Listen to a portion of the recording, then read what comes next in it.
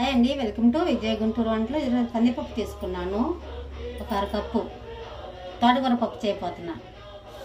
దీంట్లో ఆకుకూర ఎక్కువ ఉండాలి, పప్పు తక్కువ ఉండాలి, అందుకని అరకప్పు తీసుకున్నా పప్పు. ముందు ఒక 10 నిమిషాలు నానబెట్టుకున్నా, త్వరగా ఉడికిద్ది అనమాట. ఒక 10 నిమిషాలు నానబెట్టుకొని శుభ్రంగా కడుక్కొని శుభ్రంగా ఉడికించుకుంటే తొందరగా ఉడికిద్ది. ఒకసారి కడిగి నీళ్ళు వంపేయాలి.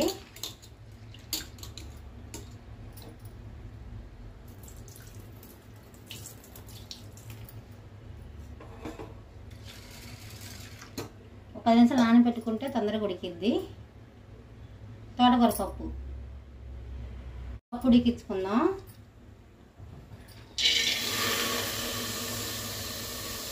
శుభ్రంగా 2 సార్లు కడిగానమాట. 10 నిమిషాలు నానింది. ఇప్పుడు తగినంత వాటర్ పోసుకొని ఉడికించుకోవాలి.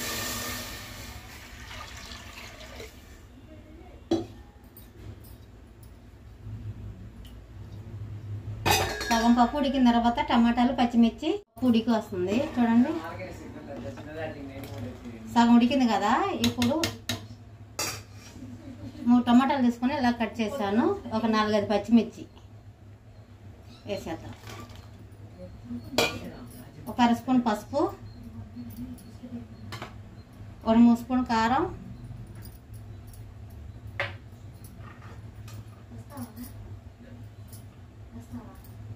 చిన్నపిల్లల రెబ్బలు ఒక 4-5 పైన పొట్టు ఒలుచుకొని వేసుకోవాలి. చింతపండు ఒక నిమ్మకాయ అంత సైజు చిన్నది అలా ఒలుచుకొని వేసుకోవాలి.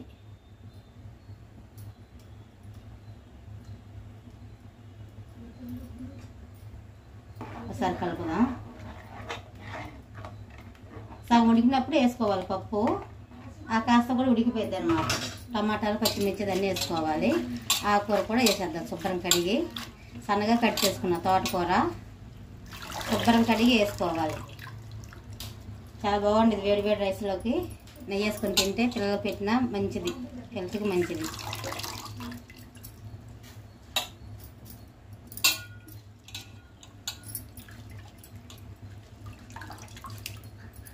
ఇంకా 10 నిమిషాలు ఉడికిస్తే సరిపోతుంది. ఆకుకూర ఉడకాలి కదా, ఒక 10 నిమిషాలు.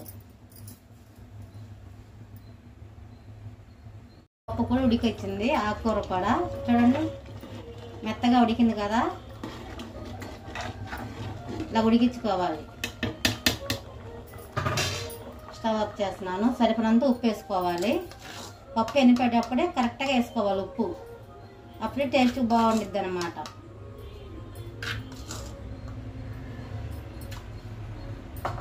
బాగా మెత్తగా వెనుపుకుందాం. పప్పు వెనుపుకొని తాలింపు పెడదాం. తవలిగిచ్చి బాండీ పెట్టా. ఇప్పుడు తాలింపు వేద్దాం. ఫస్ట్ ఆయిల్ వేద్దాం.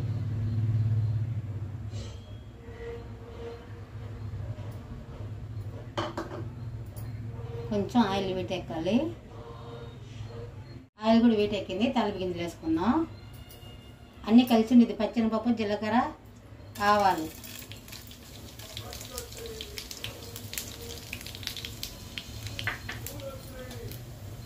ఒక ఉల్లిపాయ, పెద్ద ఉల్లిపాయ ఒకటి సన్నగా కట్ చేశాను. 2 రెబ్బలు కరివేపాకు, 3 ఎండుమిర్చి,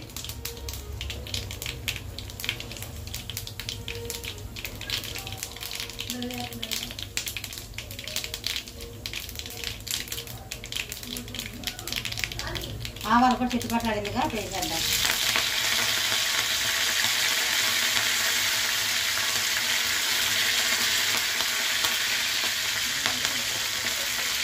తాలింపు కూడా ఇలాగ వేగింది కదా, ఇలాగ వేగాలన్నమాట ఉల్లిపాయలు.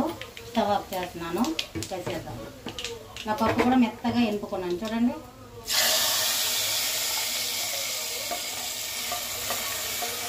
చాలా టేస్టీగా ఉండిద్ది తోటకూర పప్పు. ఇలా తాలింపు కూడా బాగా వేగాలన్నమాట. ఉల్లిపాయలు బాగా వేపుకొని వేసుకుంటే బ్రౌన్ కలర్ వచ్చేలాగా టేస్ట్ మాత్రం డిఫరెంట్ టేస్ట్లో బాగుండిద్ది అన్నమాట. మనం ఏదైనా సరే చేసుకునేటప్పుడు కొద్దిగా నీట్గా చేసుకుంటే ఏదైనా బాగుండిద్ది.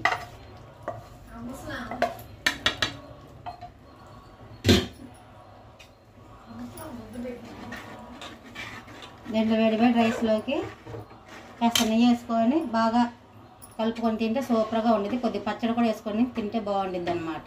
ఇప్పుడు బౌల్లో తీసుకుందాం.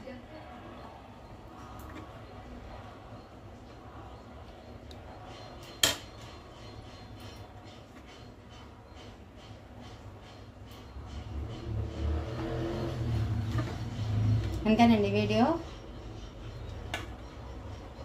చాలా టేస్టీగా ఉండిద్ది. మీరు కూడా కంపల్సరీ ఇలాగా ట్రై చేయండి.